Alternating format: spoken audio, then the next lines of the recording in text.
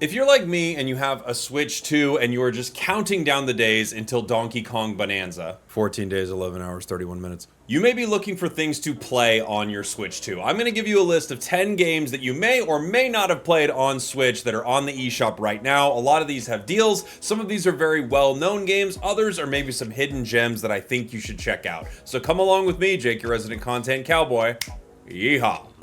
First up, Legend of Zelda Breath of the Wild. No, I'm kidding. Obviously, there are going to be some games that are on the eShop that I'm sure you have checked out, and I might talk about a few of them. I will mention games like Pokemon Scarlet, Pokemon Unite are all much, much better on Switch 2. They run so much better, so if you checked out Pokemon Scarlet and you just weren't that into it at the time, the game was kind of janky, it's so much better. But here are some games that you can download right now.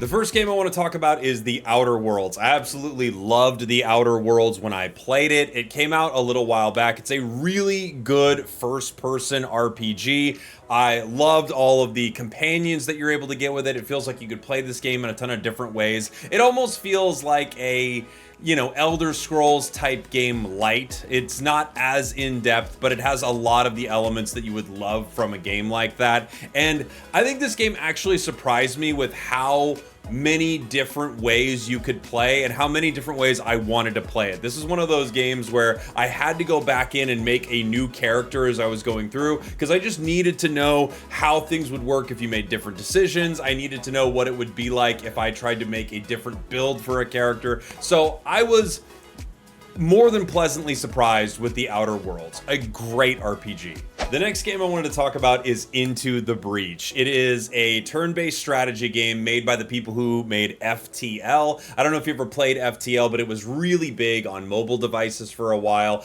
and this game was perfect. I mean, as you can see by some of the stuff in my list right here, I'm a big RPG fan, so I'm gonna nerd out on a lot of that. This is just such an amazing strategy tactics game. I loved the objectives that you would have to try to complete in every map, and it would get progressively harder as you were going through a run, so it's kind of a rogue-like tactics game where you're trying to have the best possible run while defending your cities. It's just really cool, really fun, super unique, and one of those great games that felt perfect to play mobile. So if you are looking for something to pull your Switch 2 out of the dock with and play, I think Into the Breach is fantastic. Highly, highly recommend if you have not checked it out. The next game I want to talk to you about is Transistor. This is an action game made by Supergiant Games. You may know them for making Hades, but if you have not checked out Transistor, a game they made before Hades, you absolutely need to.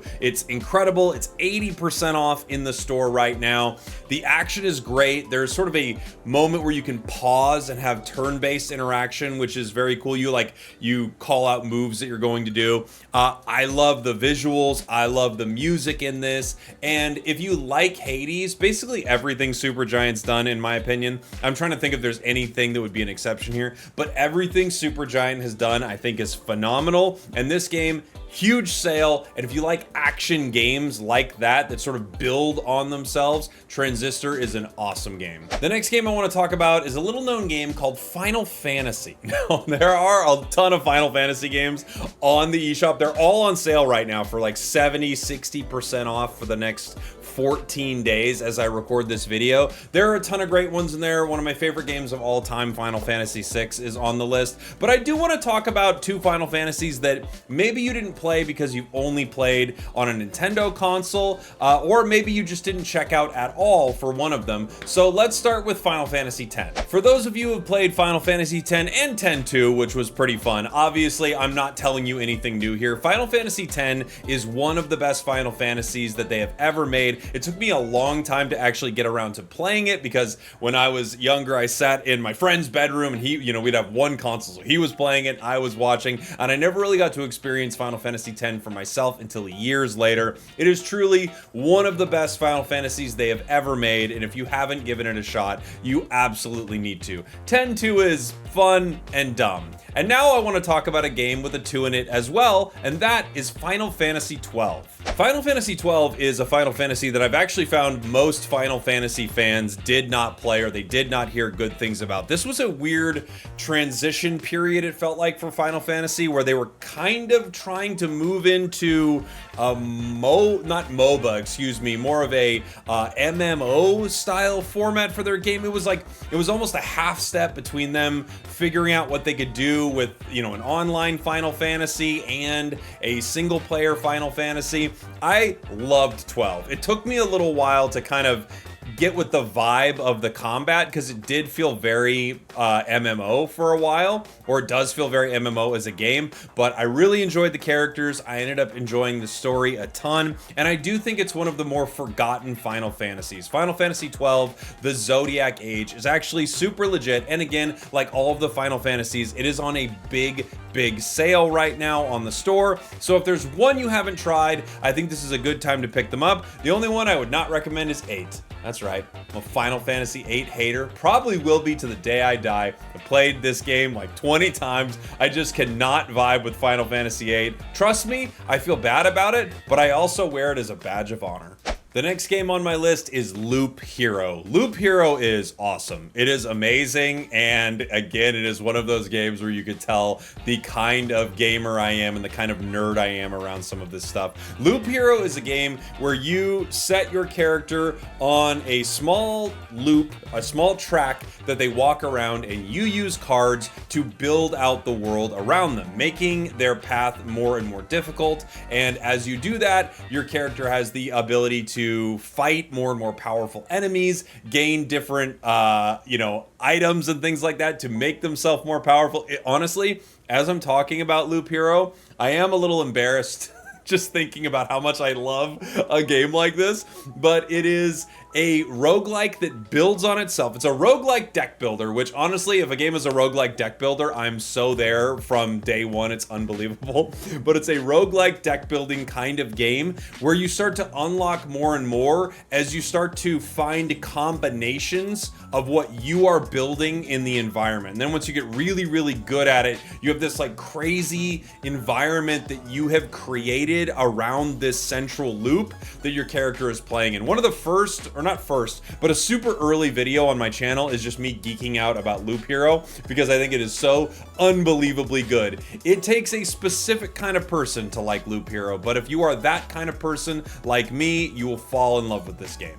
The next game on my list is Super Mario RPG. This game was released in 2023, while the re-released version of this for the Switch was released in 2023, and it is one of the best role-playing games ever created. I think there is no reason that this should have been so good, but my gosh, it is just one of the greatest RPGs. I loved this. Yes, it is an old school, turn-based Square Enix RPG, and it is unbelievable. I'm actually surprised that the re-release didn't get kind of more love, but at the same time, I do think gaming has kind of moved on in so many ways. It feels like you'll play a bunch of games now that you can see took so much inspiration from Super Mario RPG, so I guess there is a reality where people just go, Jake, when it came out, it was something, but now it's not the thing for me. However, I think Super Mario RPG is one of the classic RPGs that you must play. You absolutely must spend time with Super Mario RPG. It's too dang good. Geno is amazing.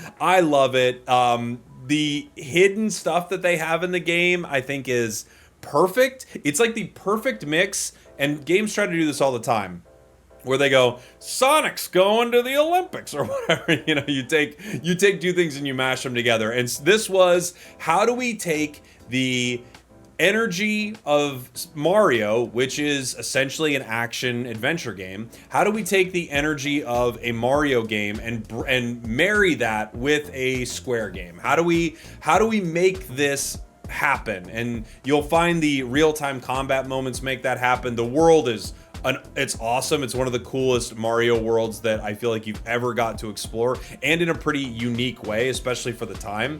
And then it does feel like they really bring in a ton of stuff that is very, very Square Enix JRPG. It's Honestly, perfect. I think it is a perfect game. The next game on my list, Sea of Stars. It is a retro-inspired turn-based RPG. This truly does feel like the modern Super Mario RPG. So if you're like, Jake, I don't want to play your old RPG that you grew up with on the Super Nintendo or whatever, I have no interest in that. Fair enough. How about a new version of that very game that's done incredibly well? The characters are fantastic. I think the storytelling is amazing. And I think they take all of the elements that you love from these old games and they bring them into the modern age. So I truly think this is amazing. I was playing it a lot on stream. If you watch a lot of my streams, you've probably seen me play it. I really think Sea of Stars is fantastic. So if you're looking for that kind of energy that you would get from something like a Super Mario RPG, but you want it more modern, more updated,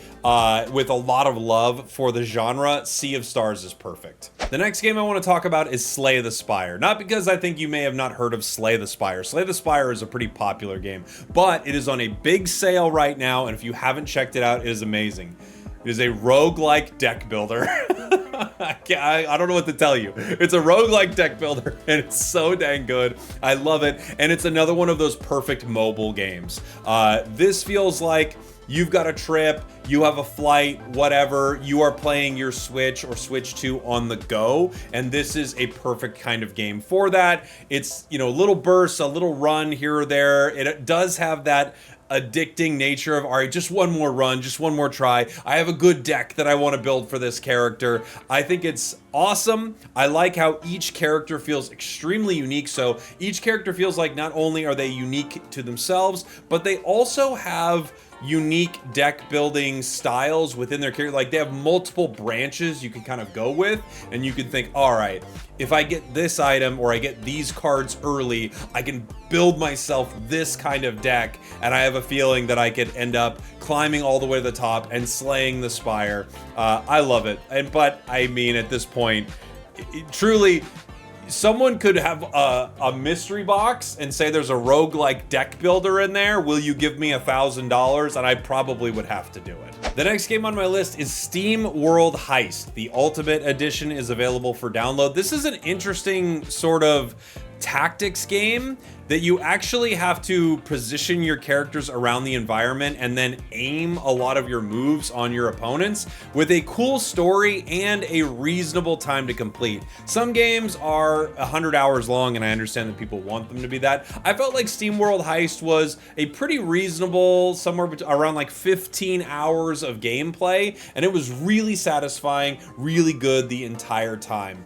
I think the thing that in some ways, this reminds me kind of those Worms games from back in the day, like Worms, Armageddon and stuff, but set up into a reality where you are building your team, bringing them into an environment, and trying to take down all of the enemies in the best possible way while keeping your crew alive. I think the characters are fun. The story is, you know, serviceable and fun enough, and the elements of positioning your group in the environment and actually aiming out all of your moves is really satisfying. The final game on my list is Astral Chain. I loved Astral Chain. It was a game made for the Switch by Platinum. It has action and RPG elements. I thought the story was solid. You start to learn more and more about this world where sort of these police have to deal with these monsters that are running amok, and the combat is really fun, really fluid, really exciting. I think what you would expect from a Platinum game for sure. You have a lot of different, what were they called? Hold on. You have a lot of different legions, that's what they were called. And they're essentially these allies that you can bring with you to help you do things not only in the environment, but to do things in combat. So you're kind of controlling yourself, controlling your legion at the same time throughout some of these fights, and just setting up some really exciting moments. I think this is a game that a lot of people liked critically, but I don't think got a lot of love in sort of the mainstream, like everyone was talking about Astral Chain or anything like that. I absolutely loved it. I'm sorry to say this one is not on sale, but I do think Astral Chain is a a hidden gem if you haven't heard of it. Now, of course, this list could feature things like Red Dead and The Witcher and Zelda and all that, but I wanted to give you just some games that I absolutely love as we are all counting down the days until Donkey Kong Bonanza. Thank you all for watching. Thank you for listening. I love you guys. If there's any of these that you would recommend or have not played, let me know in the comments. Goodbye, everybody. We did it.